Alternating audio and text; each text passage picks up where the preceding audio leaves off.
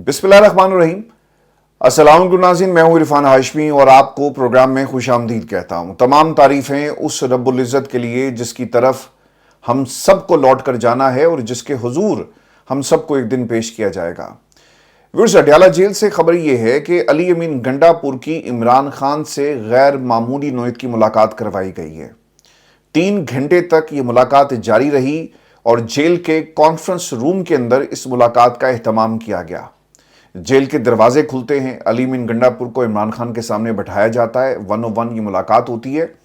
और इससे पहले अली अमीन गंडापुर इस्लामाबाद हाई कोर्ट का दरवाज़ा खटखटा चुके थे कि सरकार, अडयाला जेल का सुपरिटेंडेंट मुझे इमरान खान से मिलने नहीं देता। व्यूअर्स, ये पहला मौका नहीं है, इससे पहले भी पार्टी के दीगर लोगों की मुलाकातें नहीं होती रही। अगर किसी की मुलाकात बगैर किसी ताखीर के और मतवातर होती रही, वो अली अमीन गंडापुर थे। अली अमीन गंडापुर इमरान खान के पास गए और ऐसे वक्त में ये मुलाकात हुई है जब सवाल ये किया जा रहा है कि जो break through Imran Khan expect कर रहे थे पाकिस्तान की इस्टेब्लिशमेंट से, जिस किस्म की ऑफर्स करवाई जा रही थी, और फिर अली अमीन गंडापुर क्योंकि उनके साथ राब्ते में थे, तो मुमकिना नताइज हासिल नहीं किए जा सके। और जो टास्क अली अमीन गंडापुर को दिया गया 4 मरतबा, इसमें ये पूरा नहीं उतरे। लोगों को इस्लामाबाद वो ज़रूर लेकर आए, लेकिन आगे जो अहकामात दिए गए उसके ऊपर अमल नहीं किया गया। और इसकी 4 दफ़ा मिसालें हमारे सामने मौजूद हैं। और फिर पार्टी के अंदर अब हिकमत अमली तब्दील हो रही है। अली अमीन गंडापुर अडयाला जेल गए और उन्होंने जुनैद अकबर की जो सदारत है उसके हवाले से भी बात की, क्योंकि ऑब्वियसली एक शौक था। अली अमीन गंडापुर का जो करीबी अहबाब का सर्कल है, वहाँ पर जो मेरी बात हुई तो वो बताते हैं कि ये कहा तो ये जा रहा है जी कि ऑन बोर्ड लिया गया, लेकिन कुछ तहफ़्फ़ुज़ात थे। और अली अमीन गंडापुर ऑब्वियसली ये जो इंतज़ामी मामलात की बार बार आप कहानी सुन रहे हैं, ऐसा नहीं है। और ये मुद्दा उन्होंने इमरान खान के सामने भी रखा है। फिर दूसरी चीज़ ये बताई जाती है कि पेशावर के अंदर और खैबर पख्तूनख्वा में जो मिनिस्ट्रीज़ हैं, उनमें इमरान खान को रिपोर्ट किया गया कि कुछ मिनिस्टर्स जो हैं वो सही तरह से काम नहीं कर रहे और करप्शन के इल्ज़ामात भी हैं। तो इसका भी एक जायज़ा इमरान खान ले रहे हैं और कहा यह जाता है कि आने वाले दिनों के अंदर कुछ मिनिस्ट्रीज़ को भी तब्दील, वहाँ पे जो शख्सियात बैठी हुई हैं उन्हें किया जाएगा। और फिर इसके साथ साथ इमरान खान, पाकिस्तान तहरीक इंसाफ की तंजीम नौ केपी के अंदर बेशक आपकी हुकूमत है, लेकिन लोगों को मोबिलाइज करने के लिए कुछ नए टास्क दिए गए, जुनैद अकबर को भी और इसके साथ साथ अली अमीन गंडापुर को भी। अब होना तो ये चाहिए था कि जुनैद अकबर की मुलाकात करवाई जाती, जुनैद अकबर जाते। और ख़बर ये भी है कि जुनैद अकबर ने रिक्वेस्ट भी की है कि मुझे इमरान खान से मिलने दिया जाए। व्यूअर्स, ये भी एक दलील है। और पाकिस्तान की इस्टेब्लिशमेंट के अगर किसी से राब्ते थे तो वो अली अमीन गंडापुर थे। और इनका जेल में जाना और इनके लिए जेल के दरवाजे खोलना 1 घंटा, 1.5 घंटा, 2 घंटा और 2.5 घंटे नहीं, बल्कि पूरे 3 घंटे ये मुलाकात जारी रहती है। तो तमाम चीज़ें आपको इस नुक्ते पर सोचने पर मजबूर कर देती हैं कि जो बातें अली अमीन गंडापुर के हवाले से की जा रही थी वो बिल्कुल दुरुस्त है। और इमरान खान ने ऑब्वियसली पार्टी की क़यादत को, जो केपी चैप्टर है, वहाँ पर तब्दील भी इसलिए किया कि नताइज इमरान खान जिस तरह से चाहते थे और जो चीज़ें वो नोट कर रहे थे, उसके बाद यही फैसला लेना जो है वो बनता था। अब इसमें यह भी बताया जाता है कि 8 फरवरी को जो जलसा है, इसके हवाले से तैयारियों का भी जायज़ा लिया गया।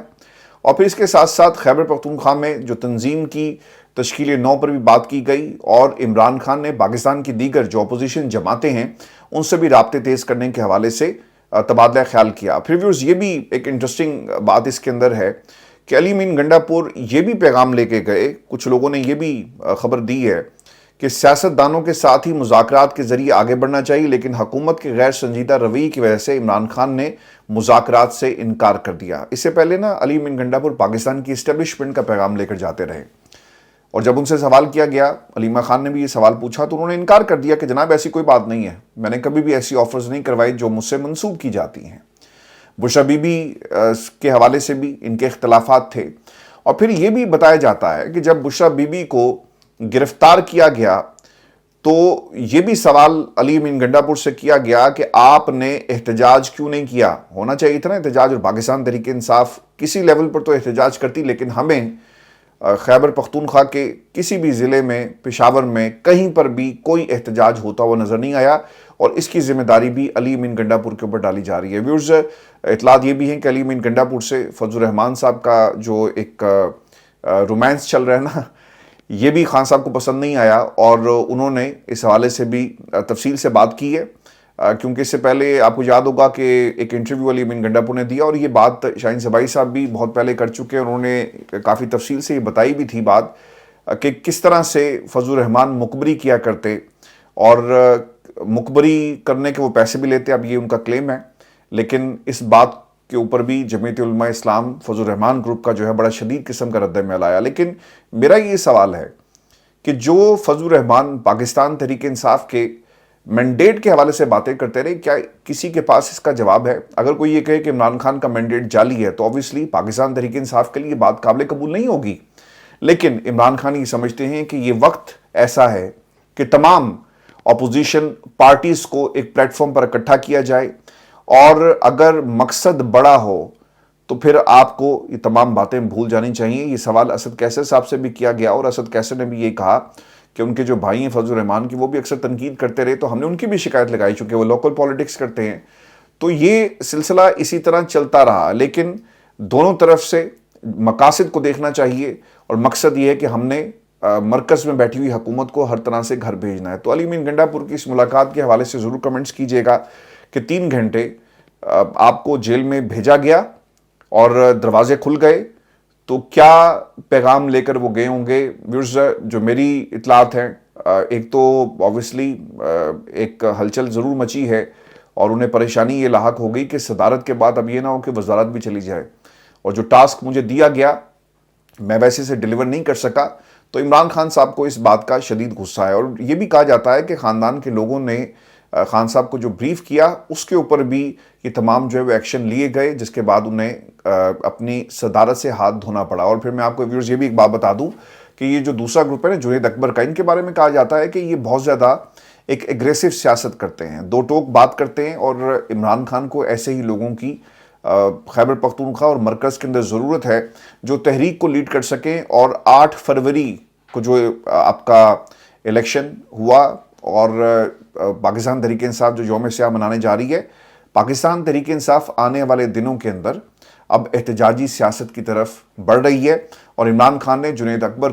کو منتخب کر کے یقیناً اقتدار میں بیٹھے ہوئے لوگوں کے لیے خطرے کی گھنٹی بجا دی ہے۔ تو علی امین گنڈا پور کے حوالے سے جو ان کے قریبی سرکلز کی خبر آئی کہ عمران خان کو کہا گیا کہ سیاسی لوگوں سے آپ بات کریں، لیکن عمران خان ہمیشہ سے یہ کہتے رہے کہ پاکستان میں طاقتوروں سے بات ہوگی، کیونکہ طاقت ان کے پاس ہے، اور یہ صرف اردلی ہیں، ان کے پاس طاقت نہیں ہے۔ اور ہم نے اس کا عملی نمونہ دیکھ بھی لیا کہ جو جیل کے دروازے نہیں کھول سکتے، انہوں نے بات کیا کرنی ہے؟ عمران خان کو جو ان کے مطالبات ہیں کیسے پورے کیے جائیں گے؟ اگر آج بھی عرفان صدیقی یا اسپیکر صاحب کی گفتگو کو اٹھا کر دیکھیں تو پتہ ہی چلتا ہے کہ وہ صرف ٹیبل پر لانے کی بات کر رہے ہیں، مذاکرات، مطالبات ماننے کی بات نہیں کر رہے، کیونکہ مینڈیٹ ان کے پاس نہیں ہے کہ ان تمام مطالبات کو تسلیم کیا جائے۔ اسد کیسر صاحب یہ کہتے ہیں کہ تحریک تحفظ یعنی پاکستان کے پلیٹ فارم سے ہم معاملات کو آگے بڑھائیں گے، فضل الرحمان صاحب سے بھی بات ہوگی، جماعت اسلامی سے بھی بات ہوگی۔ اب یہ جو تحریک تحفظ یعنی پاکستان کے ترجمان ہیں جی اخوند زادہ حسین، ان کی ملاقات جو ہے جی مولانا سے ہوئی، اور انہوں نے اپنے ایکس پر ایک پوسٹ جاری کی جس میں وہ یہ کہتے ہیں کہ پاکستان تحریک انصاف کے قائد عمران خان کی ہمیں ہدایت ہے کہ اپوزیشن میں بیٹھے سیاسی جماعتوں کا ایک اتحاد ترتیب دیا جائے جو ریاست کے بنیادی دستاویز آئین کے تحفظ کا بیڑا اٹھائے۔ میری جمعیت علماء اسلام کے سربراہ فضل الرحمان سے ان کے گھر میں ملاقات ہوئی، پاکستان تحریک انصاف کی مرکزی قیادت کا وفد بھی ان سے ملاقات آج کرنے جا رہا ہے، اور پھر سیاسی طور پر جو مشترکہ نکات ہیں ان پر بحث آگے بڑھائیں گے، اور حکمت عملی یہی ہے کہ آئین کی بالادستی اور عوام کی حکمرانی کے لیے ہم خیال سیاسی جماعتوں کو اکٹھا کیا جائے۔ سر، میں نے اس سے پہلے بھی یہ کہا تھا کہ جو شخص آپ کے مینڈیٹ کو تسلیم نہیں کرتا، آپ اس سے مذاکرات کیوں کر رہے ہیں؟ دوسری چیز اس میں آپ کو یہ بھی یاد رکھنی چاہیے کہ یہ بہت بڑی کنٹروورسی انہوں نے یہ کہہ کر کھڑی کی کہ جناب پاکستان تحریک انصاف کو 26ویں یعنی ترمیم پر ووٹ نہ دینے کا میں نے کہا تھا۔ اب کوئی ان سے یہ سوال کرے کہ اس ملک کے اندر آئین کی بنیادیں ہلا کر رکھنے والے آپ لوگ تھے، اگر آپ اس دن ووٹ نہ ڈالتے، ہنستے مسکراتے ہوئے جس طرح آپ اسمبلی میں داخل ہوئے اور پوچھا گیا کہ آپ کیا کرنے آئے ہیں، تو انہوں نے کہا جی ہم تو ووٹ ڈالنے آئے ہیں. اور پھر ایک شخص نے انہیں کھڑے ہو کر وہاں پر تھوڑا سا شرمندہ کرنے کی کوشش بھی کی کہ کیسا لگا آپ کو عمران خان کے پاس جا کر، اور پھر غصے میں آ گئے. جب آپ کو آئینہ دکھایا جائے تو آپ غصے میں آ جاتے ہیں اور آپ اس قسم کی باتیں کرتے ہیں. پاکستان تحریک انصاف کو یہ سوچنا پڑے گا کہ جن کے ساتھ آپ چلتے ہیں نا، پھر انہیں اپنے رنگ میں یا تو رنگ لیں یا ان کی بات مان لیں یا پھر اپنی بات کو منوا لیں. اگر فضل الرحمان اسی طرح تنقید کرتے رہے آپ کے مینڈیٹ پر، جو عمران خان کے نام پر پاکستان کی عوام نے جینون ووٹ دیا، اگر اس ووٹ بینک کو جعلی کہیں گے تو بات آگے کیسے بڑھے گی؟ اور فضل الرحمان کو، اسد کیسر صاحب کو جو ہے جی کوشش یہ کرنی چاہیے، اگر آپ کڑی سے کڑی ملائیں تو اسد کیسر، شاہ فرمان صاحب، عاطف خان، یہ وہ تمام لوگ ہیں جو ایک طرف آپ کو نظر آئیں گے. اور پھر اسد کیسر کے رابطے ہیں فضل الرحمان صاحب کے ساتھ. یہ جو دروازے کھولے گئے، ان دروازوں کو کھلنے میں اسد کیسر کا ایک بہت بڑا ہاتھ ہے. وفود کا سلسلہ اسد کیسر نے شروع کیا. اور پھر دوسری طرف آپ دیکھ لیں علی امین گنڈا پور، آپ کو تنقید ہمیشہ فضل الرحمان صاحب پر کرتے نظر آئے. میں علی امین گنڈا پور پہ یقیناً اس حوالے سے ضرور کہوں گا صحیح وہ کر رہے ہیں، اور فضل الرحمان کے اوپر ریلائی نہیں کیا جا سکتا. ویورز، اگر آپ بھی بلیو کرتے ہیں کہ فضل الرحمان پر بلیو کیا جا سکتا ہے، اعتماد کیا جا سکتا ہے، جب ایک شخص عمران خان کے ووٹ بینک کو جعلی کہہ رہا ہے، تو وہ کیسے پاکستان تحریک انصاف کے ساتھ اس آئین تحفظ پاکستان کی جنگ جو وہ لڑ سکتا ہے، جس نے خود جا کر 26ویں آئینی ترمیم کو ووٹ دیا؟ وہ کیسے عمران خان کے جو بیانیہ ہے اور جو ان کی سٹرگل ہے اس کو آگے لے کر چلے گا؟ اور تحریک انصاف کیا قائل کر سکے گی فضل الرحمان کو کہ وہ خاموش رہیں، یا پھر پاکستان تحریک انصاف کے ساتھ ان کی آواز میں آواز ملا کر آگے بڑھیں، یا پھر دوسروں کے ساتھ جا کر بیٹھ جائیں؟ یہ آدھا تیتر اور آدھا بٹیر والا کام جو ہے نا، یہ نہیں چلے گا. اچھا، اب جی شاہد خٹک صاحب نے جو ایک پوسٹ کی، اور وہ یہ کہتے ہیں کہ پچھلے 1 سال سے زائد کا عرصہ ہو گیا اپنے لیڈر عمران خان سے ملاقات کرنا چاہ رہا ہوں، لیکن ملنے نہیں دیا جا رہا. آخر کیوں نہیں ملنے دیا جا رہا؟ کیا یہ خوف ہے کہ عمران خان کو 26 نومبر کے حوالے سے سچ بتایا جائے گا، تمام کرداروں سے متعلق بتایا جائے گا؟ اچھا، اگر آپ دیکھیں نا تو جیل کے دروازے جنید اکبر کے لیے بھی کبھی نہیں کھلے، ایسے ہی ہے نا. اور وہی ہمیشہ ہی کہتے رہے کہ کچھ لوگ ایسے ہیں جی جو مجھے ملنے نہیں دیتے. لیکن یہاں پر کچھ لوگوں کے لیے جیل کے دروازے ہمیشہ کھل جاتے ہیں. جب آپ کسی سے روزانہ کی بنیاد پہ ملنا شروع کر دینا، پھر کہیں نہ کہیں سافٹ کارنر پیدا ہو ہی جاتا ہے. کچھ دن پہلے ہی علی امین گنڈا پور کی اور بیرسٹر گوہر کی ملاقات ہوئی آرمی چیف سے، تو ٹاپ قیادت سے آپ مل کر آئے، تو سر انہی کے لیے دروازے کھلیں گے نا جنید اکبر کے لیے، جو اب ہارڈ کور ایک بیانیہ لے کر ہارڈ لائنر ہیں، پارٹی کے اندر سمجھے جاتے ہیں، وہ میدان میں آ گئے ہیں. تو کیا ان کے لیے ملاقات کا اہتمام کیا جائے گا؟ 3 گھنٹے کی جنید اکبر کو موقع دیا جائے گا کہ وہ بیٹھ کر عمران خان سے ملاقات کریں؟ تو شاہد خٹک صاحب نے جو پیغام جاری کیا وہ بالکل ٹھیک کہہ رہے ہیں. مخصوص لوگوں کا صرف ایکسیس ہے جیل کے اندر، اس کے علاوہ عمران خان سے ملاقات کی اجازت نہیں دی جاتی. پارٹی جو مذاکراتی کمیٹی بنائی گئی، کتنے لوگوں کو عمران خان سے ملنے دیا گیا؟ کسی ایک کو بھی ملنے نہیں دیا گیا. انڈیویجول کیپیسٹی میں جو کیسز میں عمران خان کے جو لڑ رہے ہیں، سلمان اکرم راجہ، وہ تو جا کر مل لیتے ہیں، یا پھر باقی لوگ. لیکن جو مذاکراتی کمیٹی تھی اس میں سے کسی کو بھی اکٹھے ہو کر عمران خان سے ملنے کی اجازت جو ہے وہ نہیں ملی. کیونکہ اگر ملاقات ہو گئی، پیغام آگے پہنچ گیا، حکمت عملی طے کر لی گئی، تو پھر اسے روکنا سر درد بن جائے گا کچھ لوگوں کے لیے. تو انہوں نے کہا جی کہ ملاقات ہی نہ کراؤ.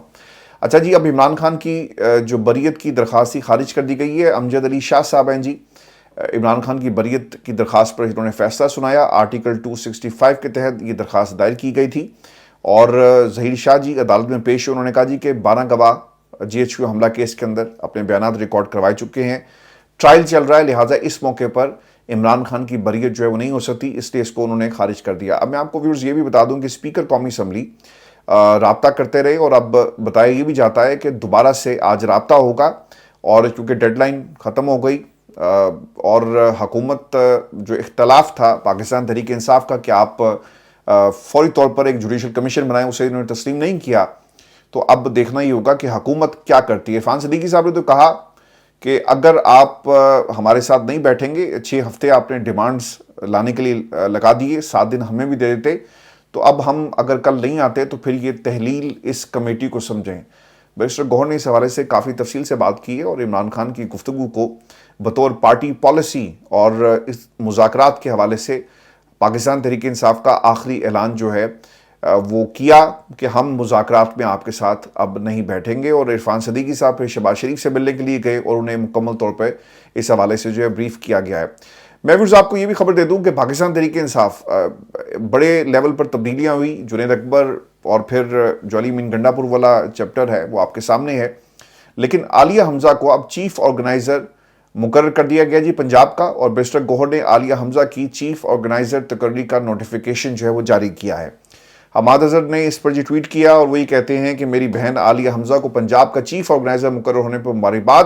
مجھے یقین ہے کہ وہ اپنی نئی ذمہ داری پوری لگن اور محنت کے ساتھ انجام دیں گی، اور باہر ان کے گھر کے پہرا شروع ہو گیا ہے اور پہرے دار بیٹھے ہوئے ہیں اور ان کی موومنٹ پر اب نظر رکھی جا رہی ہے، اور جنید اکبر نے جی نے مبارکباد دی ہے۔ تو اب آپ کو یہ بھی سمجھ آ جانا چاہیے کہ پنجاب کے لیول پر پارٹی کو دوبارہ سے تشکیل نو کا اس کا کام ہو رہا ہے، تنظیم سازی ہوگی، لوگوں کو موبلائز کرنے کے لیے اب عالیہ حمزہ جو ہیں وہ اپنا کردار ادا کریں گے۔ دوسری طرف جی آپ کو یاد ہوگا کہ مریم نواز کو بھی چیف آرگنائزر جب بنایا گیا تھا تو پارٹی کی جو سینئر جتنی بھی قیادت تھی وہ چھوڑ کر چلی گئی، مفتاح اسماعیل، شاہد خاقان عباسی اور پھر باقی لوگ جو ہیں انہوں نے پاکستان مسلم لیگ نون سے جو ہے اپنی راہوں کو جدا کر لیا تھا۔ میں آپ کو ویورز ایک خبر یہ بھی دے دوں، اور امریکہ سے خبر ہے اور ایک ہے لندن سے، اور بڑی اہم خبریں ہیں۔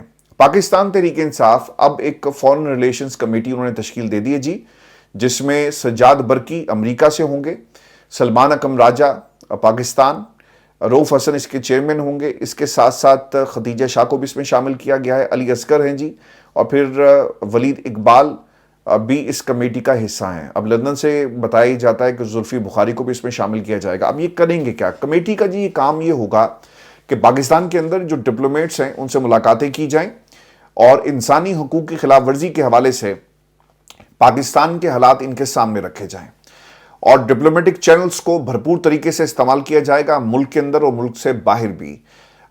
برطانیہ کے اندر، امریکہ میں، آسٹریلیا میں، جہاں جہاں بھی پاکستان تحریک انصاف کی قیادت موجود ہے وہ ان چینلز کو استعمال کرے گی، اور اصل پکچر دنیا کی مختلف ممالک کے سربراہان اور ان کے ڈپلومیٹک جو چینلز ہیں ان کو استعمال کرتے ہوئے سفارت خانوں میں اور پھر جو فورن ریلیشنز کے جتنے بھی ٹولز ہیں انہیں استعمال کرتے ہوئے ان حالات کی جو عکاسی ہے وہ کی جائے گی، اور پکچر جو ہے دنیا کے سامنے رکھی جائے گی۔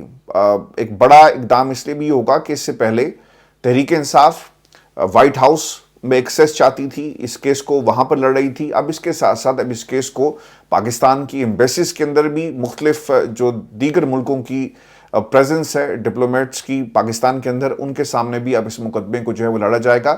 تو خارجہ محاذ کے اوپر بھی عمران خان کا مقدمہ پاکستان میں انسانی حقوق کی خلاف ورزی کو اب یہ اٹھانے جا رہے ہیں، اور خاص طور پہ پاکستان کے حالات اور جو ڈپلومیٹک کمیونٹی ہے وہ کیا رول پلے کر سکتی ہے، چونکہ ویورز یاد رکھیے گا ہر سفارت خانے میں جو عملہ کسی بھی ملک کا بیٹھا ہوا ہے وہ مکمل طور پہ رپورٹ کرتا ہے پاکستان کے حالات کے حوالے سے۔